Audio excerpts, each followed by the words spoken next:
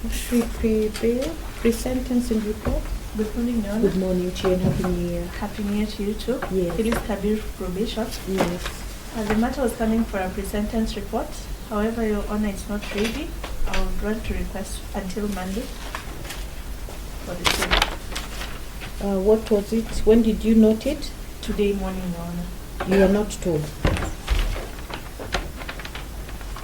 It was not noted for.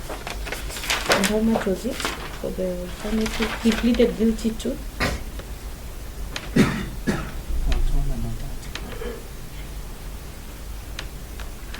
If I gave you, I'll do a very quick. Unaelewa lugha gani? Just sit down, Phyllis. Unaelewa lugha gani? Kiswahili. Uko na watoto wangapi? Wawili. Unafanya kazi wapi? Kubeba nyanya. Na ulikubali kwamba hizi waya ulichukua ukauza? Ndio kitambo upatikani, ulikuwa unaenda kuziuza? Ulikuwa unaenda kuziuza? Mke wako anafanya nini? Uko Mudhirwa. Na watoto wako na miaka ngapi?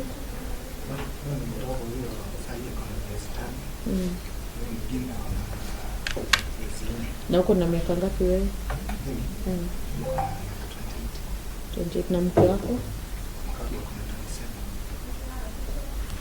Watoto wako umesema miaka ngapi?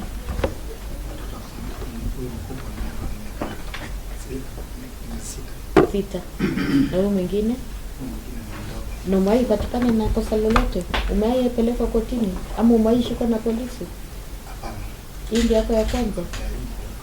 Na wewe mwenyewe ungesemaje? In mitigation, did you mitigate? Yes. We did,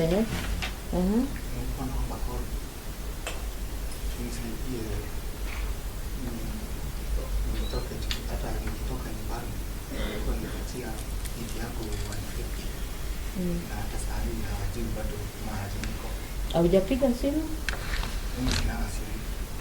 Na huwa mnawasiliana aje na bibi ama?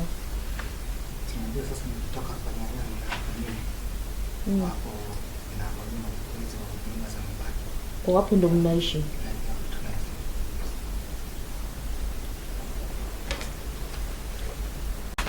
Did the wire mesh zilirudishwa?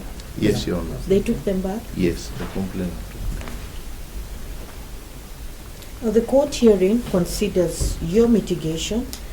You will serve a 12-month suspended sentence, and your mitigation equally has been considered. You have a right of appeal, 14 days.